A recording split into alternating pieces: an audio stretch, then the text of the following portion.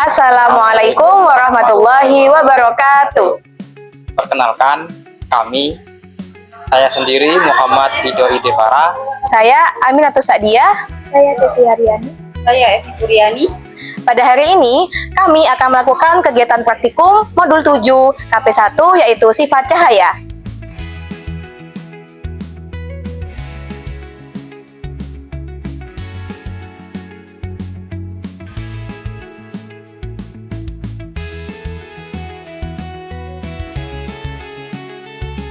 Langkah pertama, susunlah lampu senter dan celah cahaya di depan cermin datar.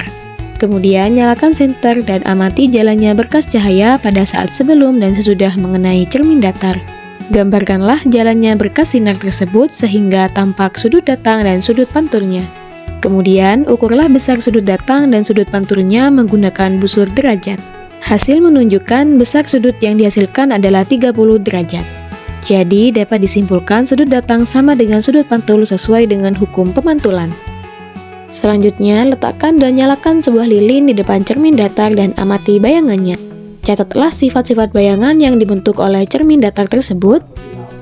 Hasil bayangan pada cermin datar bersifat maya, tegak, dan sama besar dengan bendanya. Langkah pertama, susunlah alat seperti berikut. Kemudian, nyalakan lilin dan amati berkas cahaya pada saat sebelum dan sesudah mengenai cermin cembung. Gambarkanlah jalannya berkas sinar. Kemudian, catatlah sifat-sifat bayangan yang dibentuk oleh cermin cembung.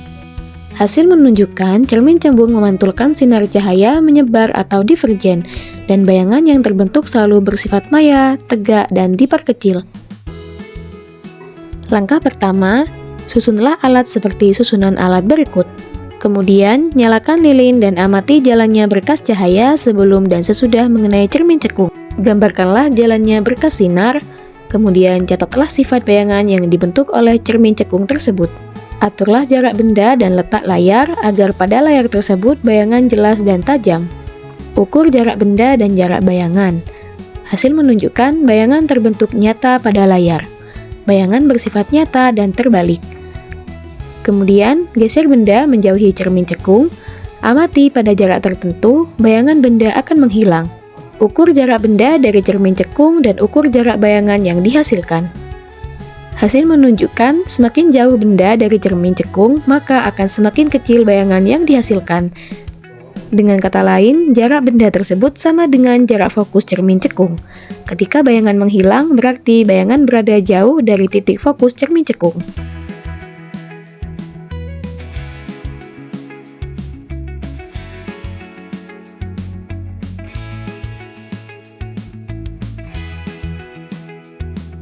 Pada percobaan pembiasan pada balok kaca, senter diarahkan menuju celah sempit sehingga menghasilkan satu berkas cahaya lurus.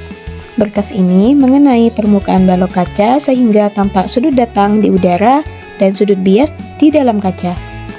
Ketika memasuki kaca, cahaya terlihat membelok mendekati normal, dan saat keluar dari kaca, cahaya kembali membelok menjauhi normal.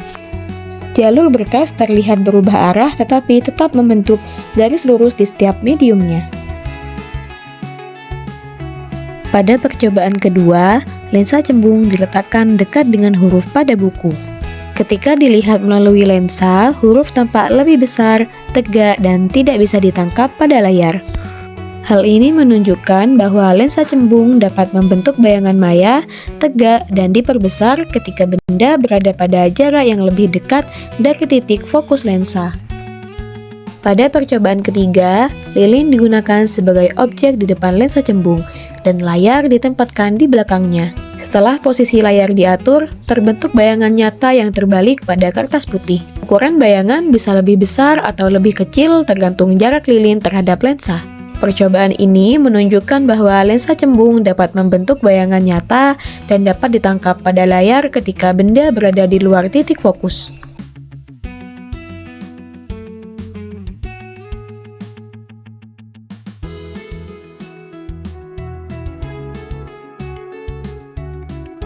Percobaan yang pertama yaitu difraksi. Difraksi dapat kita lihat pada saat permukaan bawah CD atau kaset disinari oleh senter. Pantulan cahaya berbentuk pelangi pada kertas putih itulah yang disebut difraksi. Difraksi secara umum adalah peristiwa penyebaran atau pembelokan gelombang oleh celah sempit sebagai penghalang. Percobaan yang kedua yaitu interferensi. Interferensi dapat kita perhatikan pada saat CD atau kaset disinari oleh sinar senter. Permukaan bawah CD itu memunculkan warna pelangi. Warna pelangi yang terdapat pada permukaan bawah CD itu yang disebut sebagai peristiwa interferensi. Jadi, interferensi secara umum adalah peristiwa penggabungan dua gelombang cahaya atau lebih akibat adanya celah ganda yang saling bertabrakan. Percobaan yang ketiga yaitu dispersi. Langkah pertama, masukkan air ke dalam mangkok, kemudian masukkan CD ke dalam mangkok yang berisi air. Setelah itu, kita amati cahaya yang ada di kertas setelah disinari oleh senter. Warna pelangi yang muncul atau terbentuk pada kertas yang disinari senter, itulah yang disebut dengan peristiwa dispersi. Peristiwa dispersi merupakan penguraian cahaya karena adanya gelombang yang mengalami perubahan bentuk ketika melewati suatu medium yang berbeda, yaitu berupa medium air yang kurang rapat ke medium kertas yang sangat rapat.